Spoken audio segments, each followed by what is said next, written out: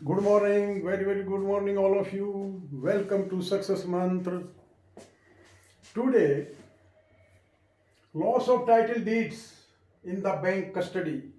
अगर bank custody में title deed गुम हो जाएं, आपकी रजिस्ट्री उसके साथ दूसरे डॉक्यूमेंट्स भी होते हैं, तो बैंक को क्या करना चाहिए और कस्टमर या मॉर्टगेजर जिसने वो टाइटल डीड और डॉक्यूमेंट्स रिलेटेड डॉक्यूमेंट्स जो डिपॉजिट कराए थे वो व्यक्ति क्या करे अगर बैंक कोऑपरेट ना करे तो। और तो एक एक का हम आपको बताएंगे। Loss of title deed in the bank custody. Bank custody में डॉक्यूमेंट टाइटल डीड, पहली बात तो ये है कि लॉस उनका वो गुम होने नहीं चाहिए, क्योंकि एक बहुत बड़ी भयंकर लापरवाही मानी जाती है। क्योंकि जब एक बार डॉक्यूमेंट लोन लेते टाइम बैंक में जमा किए मॉर्टगेजर ने, तो फिर it becomes the duty to safeguard that title deeds of the bank. Bank duty, ये बैंक ड्यूटी है। Bank duty is to safeguard the title deeds. ये फिर बैंक की ड्यूटी बन जाती है। तो बैंक को क्या करना चाहिए? देखिए, जब भी टाइटल डीड रिसीव करते हैं बैंकर, तो बैंकर को एक सेपरेट फायर प्रूफ कैबिनेट होते हैं, तो उसमें सेपरेटली टाइटल डीड ही रखे जाते हैं। तो वही टाइटल डीड होच पोच नहीं करने चाहिए, उसी में रखने चाहिए। और ये डुअल कस्टडी में, दो की कस्टडी में होते हैं। कभी कभी टाइटल डीड का मूवमेंट हो जाता है, कभी कस्टमर कोई कॉपी मांगने आया या किसी तरह, तो उस केस में ओरिजिनल टाइटल डीड कस्टमर को हैंड ओवर ना करें, बल्कि उसके अपने हाथ से उसकी फोटोकॉपी करा के दे दें। किसी एडवोकेट को सर्च लीगल ओपिनियन वगैरह बनाते टाइम भी ओरिजिनल टाइटल डीड नहीं देने चाहिए। अगर वो देखना चाहे देख सकते हैं, लेकिन उसकी फोटोकॉपी करा के दें। और वो जो मूवमेंट हुई टाइटल डीड को, ये जो मूवमेंट बनी, वो एक सेपरेट रजिस्टर में एंटर होती है कि किसने टाइटल डीड को निकाला, वो साइन करेगा, और कितने बजे उसको उस वापस डिपॉजिट किया, तभी वो सेफ रह पाते हैं। तो और इसके साथ एवरी ईयर ऑडिटर आते हैं ब्रांच में, और वो एक एक टाइटल डीड को चेक करते हैं। अगर कुछ कटे फटे टाइटल डीड हैं तो कस्टमर को बुला के उसको लेमिनेशन कराएं, या फिर उससे एक सर्टिफिकेट दे दें कि ये जो टाइटल डीड हैं ये आपके फटे हुए हैं, इस कंडीशन में है, और ये लेमिनेशन कराए जा सकते हैं, लेमिनेशन कराएं। तो ये चीज़ें कर सकते हैं। और साल में जब ऑडिटर आते हैं तो वो भी चेक करते हैं और एक सर्टिफिकेट देते हैं कि ऑल आर इन टैक्ट। तो ये सब सावधानियां बरती जाती हैं। इसलिए टाइटल डीड लॉस हो जाए, गुम हो जाए, तो इस सब का तो क्वेश्चन अराइज नहीं होता है। कब होता है? जब जहाँ पर लापरवाही बरती जाती है। और जब लापरवाही बरती जाती है तो बैंक फिर उस एम्प्लॉय को जो है पेनलाइज करता है, छोड़ता नहीं है। हालांकि जॉब तो नहीं जाती है, क्योंकि सर्टिफाइड कॉपी बन जाती है, लेकिन एक इंक्रीमेंट, दो इंक्रीमेंट, चार्जशीट होती है और उसका लॉस होता है।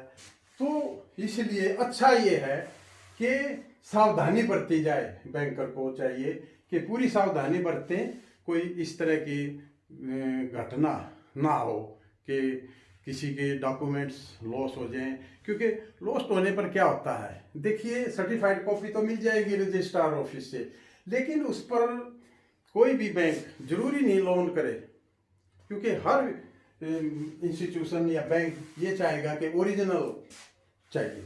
तो इसलिए कस्टमर को लोन लेने में दिक्कत होती है, प्रॉपर्टी को सेल करने में दिक्कत होती है, ट्रांसफ़र करने में दिक्कत होती है। तो सबसे अच्छा ये है कि बैंकर से ऐसी भूल ना हो। लेकिन अगर हो जाता है तो बैंक को क्या करना चाहिए? देखिए, steps taken by bank, bank को क्या स्टेप्स लेने चाहिए? सबसे पहले bank file FIR, first information report करेगा bank about missing of title deed in a local police station. उसमें करेगा और उसमें मेंशन करेगा कि ये टाइटल डीड उसकी अपनी कस्टडी में गुम हुए हैं। तो सबसे पहले फाइल FIR लॉन्च करनी पड़ेगी। दूसरा पब्लिकेशन करना पड़ेगा 3 न्यूज़पेपर में, एक नेशनल और एक लोकल लैंग्वेज में उसको पब्लिकेशन करना पड़ेगा 3 पेपरों में, 1 नेशनल और 2 लोकल न्यूज़पेपर में छापा जाएगा इसके लॉस के बारे में कि ये पूरी डिटेल देते हुए ये टाइटल डीड और ये उसके साथ के पेपर गुम हो चुके हैं। तो ये सारा दिया जाता है और 1 महीने 15 दिन से 1 महीने तक वेट किया जाता है कि ये इसके कुछ इसकी प्राप्ति होती है या नहीं, या कोई कहीं से कोई इसके बारे में कुछ सूचना मिलती है। फिर to provide a certificate to the mortgager और या mortgagers that the title deed have been lost in their custody. ये एक सर्टिफिकेट कस्टमर मॉर्गेजर को बैंक को देना होता है कि ये इनकी कस्टडी में लॉस हुए हैं। ये प्रूफ का काम देता है उसके लिए कि बैंक कहता है, बैंक सर्टिफिकेट देता है कि ये उनकी कस्टडी में इनकी गुम हुए हैं। फिर to provide certificate copy of original deed, original deed की certified copy sub registrar office से मिल जाती है, तो वो उसका काम देती है ओरिजिनल की जगह। तो इसलिए वो कॉपी भी बैंक ने अपने खर्चे पर कस्टमर को देनी होती है। ये लिखा है original deed from the sub registrar office at the cost of bank to the mortgager. उसको ये कॉपी ओरिजिनल सर्टिफिकेट एक देना पड़ेगा बैंक को कस्टमर को। इवन देन, अगर फिर भी इफ कस्टमर या मॉर्गेज इज नॉट सेटिस्फाई, वो सेटिस्फाई नहीं होता क्योंकि उसको उस प्रॉपर्टी में दिक्कतें आएगी। हर कोई तो लोन नहीं देगा और उसको बेचने में भी दिक्कत आएगी। हर जगह ओरिजिनल मांगी जाती है, ओरिजिनल गुम हो चुकी है, तो फिर वो कस्टमर मॉर्गेजर अगर सेटिस्फाई नहीं तो bank has to go by order of ombudsman. अगर उसने कंज्यूमर फोरम एटसेट्रा में अगर कंप्लेंट की है तो बैंक को उसको कोऑपरेट करना होगा। तो ये थे बैंक के स्टेप्स। बैंक ये स्टेप्स ले सकता है। सबसे अच्छा तो ये है कि ये किसी हालत में गुम नहीं होनी चाहिए। अगर गुम हो जाती हैं तो ये स्टेप्स लेने हैं। लेकिन कभी कभी बैंक कोऑपरेट नहीं करता तो कस्टमर को भी क्या करना चाहिए ये इसमें मैं बताऊंगा। तो कस्टमर, देखिए, स्टेप्स टेकन बाय कस्टमर और मॉर्गेजर, अगर ये या तो सेटिस्फाई नहीं है कस्टमर या बैंक कोऑपरेट नहीं कर रहा तो उसको क्या करना चाहिए? तो सबसे पहले customer give a written complaint with the bank को एक रिटन कंप्लेंट बैंक को देगा कस्टमर, उसमें clearly mentioning the detail of all document submit. जो डॉक्यूमेंट सबमिट किए थे, जिस टाइम देखो सबमिट करते हैं तो कस्टमर को चाहिए कि एक लेटर बना के डबल में और एक पूरी लिस्ट वो जो सबमिट कर रहा है उसकी लिस्ट पे उसके साइन करा लें बैंकर के। तो ये डिटेल ऑफ ऑल डॉक्यूमेंट जो सबमिट किए थे उसके बारे में एक रिटन कंप्लेंट देंगे। उसके बाद register an FIR against bank के अगेंस्ट FIR लॉन्च होगी। Ensure to get certificate from bank, एक certificate from bank mentioning loss of document in the custody of bank, ये सर्टिफिकेट भी कस्टमर को लेना होगा। फिर ensure to get copy of FIR की copy, certified copy of original title deed जो sub registrar office से मिली, वो कॉपीज ऑफ पब्लिकेशन जो न्यूज़पेपर में दिए थे उन सब की, ये सारी इकट्ठी करके और एक एफिडेविट के साथ वो कंप्लेंट कर सकता है।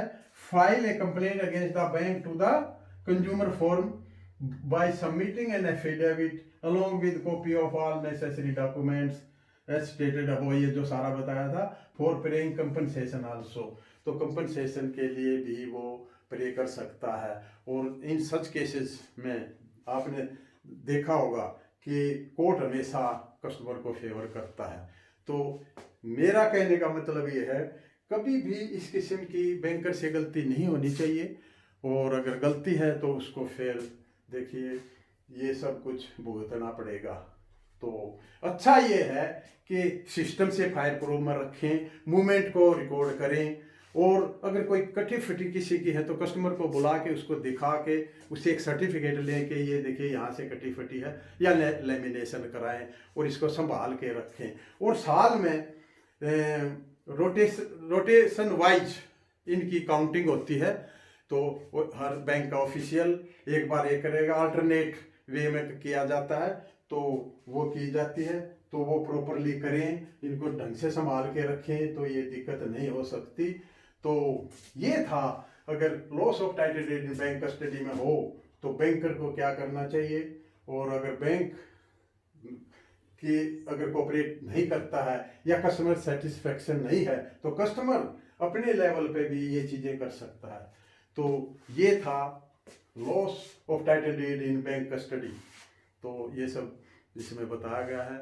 तो I think it is okay, and everybody working in bank will arrange the title deed in a proper way as per bank guideline। तो अगर ये इसमें कोई डाउट है तो कस्टमर को या बैंकर को तो कमेंट्स करके बता सकता है। अब अगले वीडियो में आपसे फिर मुलाकात होगी। Have a nice day, thank you.